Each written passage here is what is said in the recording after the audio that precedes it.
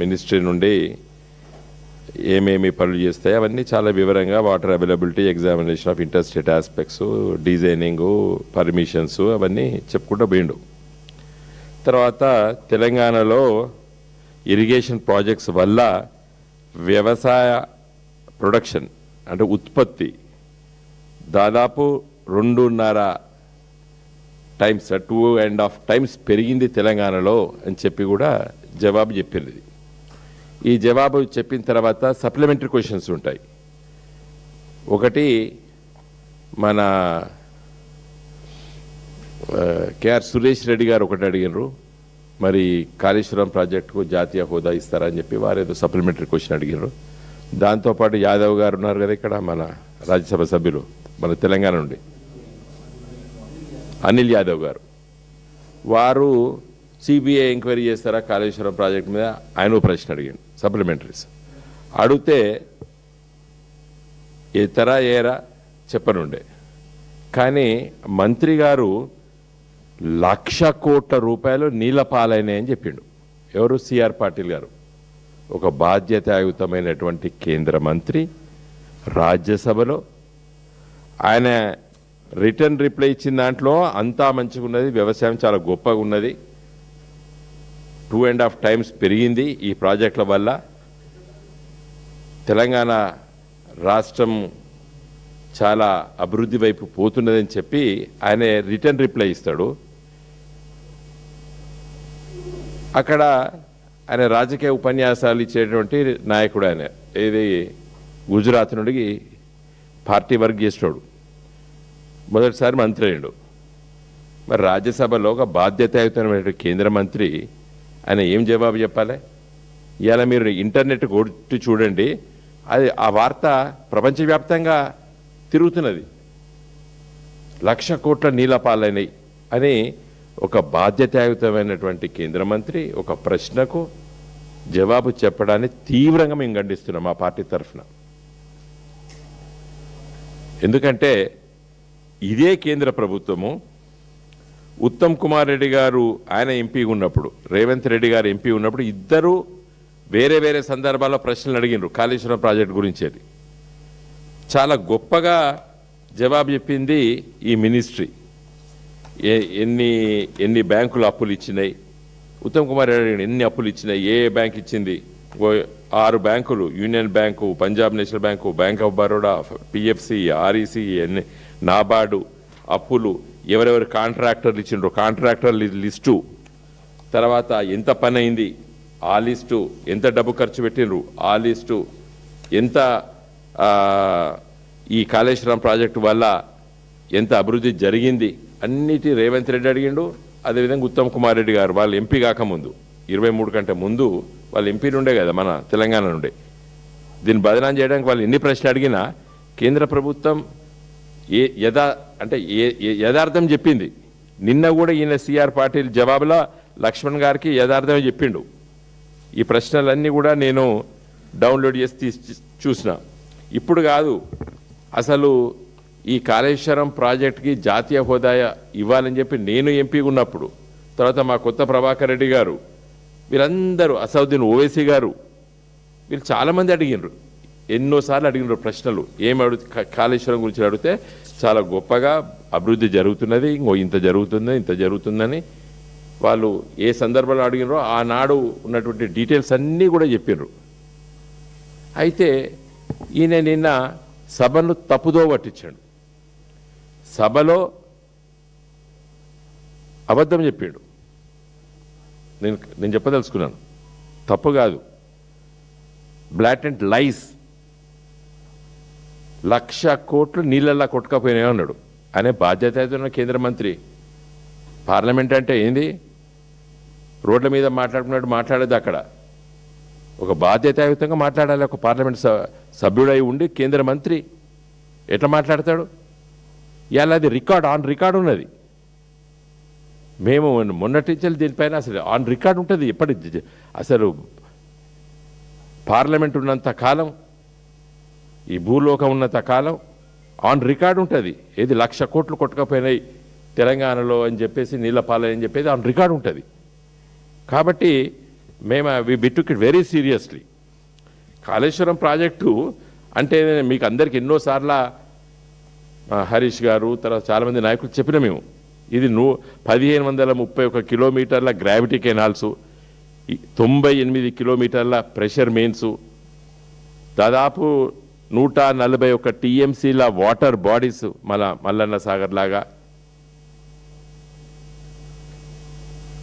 ఎన్నో water bodies create చేసినాం. 240 టీఎంసీల నీళ్లు వ్యవసాయానికి ఉపయోగపడేట్టు చేసినాం. ఇది 3 బ్యారేజీలు, 15 రిజర్వాయర్లు, 19 సబ్స్టేషన్లు, 21 పంప్ హౌజులు, 203 టన్నల్స్, ఇవన్నీ కొట్టుకపోయినా గోదావరిలో. చెప్పాలా ఇప్పుడు వదిలిపెట్టం ఇది. CR Patil should answer in the parliament. రాజ్యసభలో చెప్పాలి ఇది.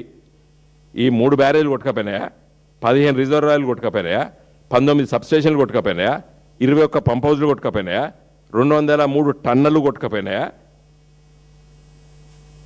తర్వాత దాదాపు 20 లక్షల ఎకరాలకు నీళ్లు ఇచ్చేటువంటి ప్రాజెక్టు ఎట్లా కొట్టుకుపోయిందంటాడు ఈయన. పోనీ 1,00,000 కోట్లు ఖర్చే కాలేదని నువ్వే 100 సార్లు ఇప్పుడు పార్లమెంట్లో. 1,00,000 కోట్లు అసలు ఖర్చే కాలేదు. ఈ రోజు వరకు కూడా 1,00,000 కోట్లు ఖర్చు కాదు. ఎట్లా కొట్టుకోపోయింది అంటావు నువ్వు ఒక కేంద్ర మంత్రి అయి ఉండి. దీనిపైన మేము చాలా సీరియస్గా ఈరోజు మా పార్లమెంట్ సభ్యులు కూడా ఆ సిఆర్ పాటిల్కి లేఖ ఇచ్చినాం. మా పార్టీ తరఫున he should come and clarify in the parliament. రాజ్యసభలో రేపు వచ్చి చెప్పాలి ఈ తప్పిదం జరిగింది అని చెప్పాలి ఆయన. కేంద్ర మంత్రి అయి ఉండి ఇవన్నీ కొట్టుకపోయినాయి గోదావరిలో. ఎక్కడిది వెళ్ళినాయి మరి? పోలవరం అనేది వెళ్ళినా ఎక్కడిది వెళ్ళినా ఇవన్నీ చెప్పాలి కదా నువ్వు కేంద్ర మంత్రి ఉండి. ఈ పంప్ హౌజులు, సబ్స్టేషన్లు, మోటార్లు, టన్నల్స్ ఇవన్నీ కొట్టుకపోయినాయా? ఏం మాట్లాడండి నిన్న జవాబు ఫస్ట్ పార్లమెంట్లో జవాబు అనేది చాలా ఆన్ రికార్డ్ ఉంటుంది. అది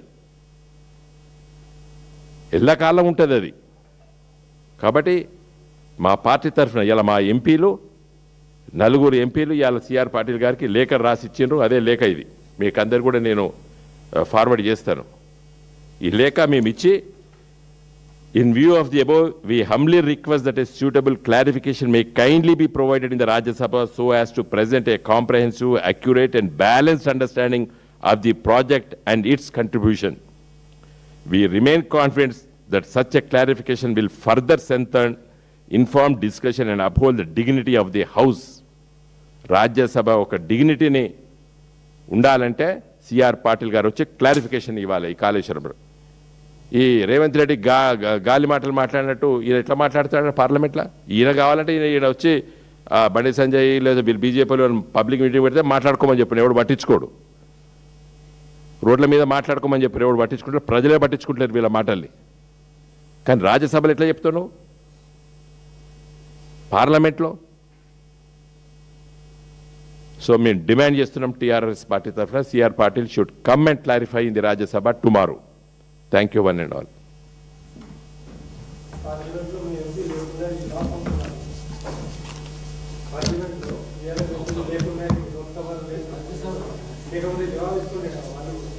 ఇది రాజ్యసభలో జరిగింది.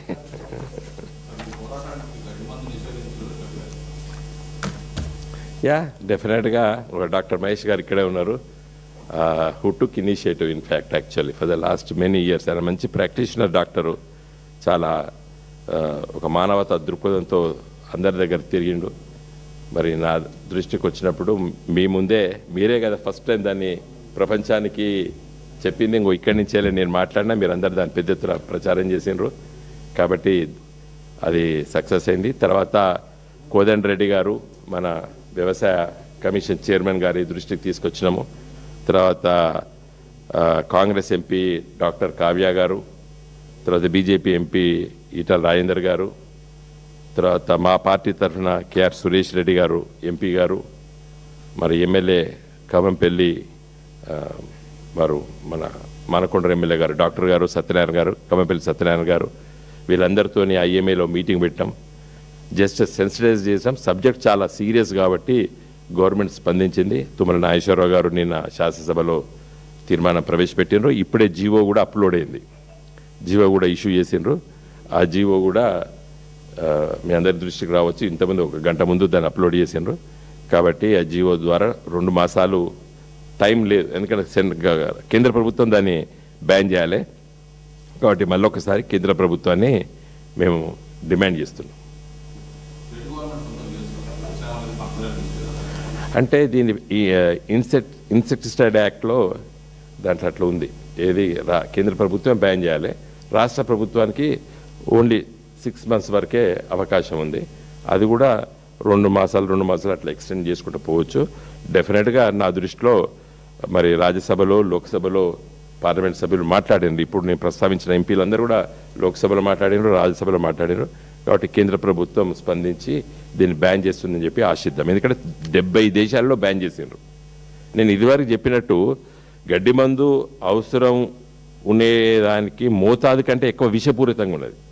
ఒక కంపెనీ మల్టీనేషనల్ కంపెనీస్ నేను వారం రోజుల లోపల కలుపును గడ్డిని చంపేస్తానని ఒక కంపెనీ చెప్తే నేను వారం రోజుల్లో చేస్తాను.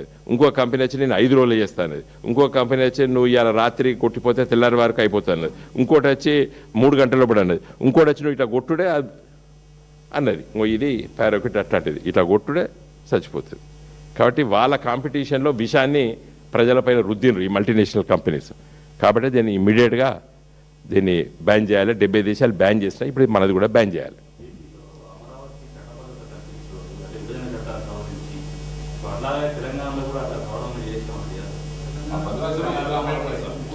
ఇప్పుడు నేను వెరీ గుడ్ క్వశ్చన్. ఆంధ్రప్రదేశ్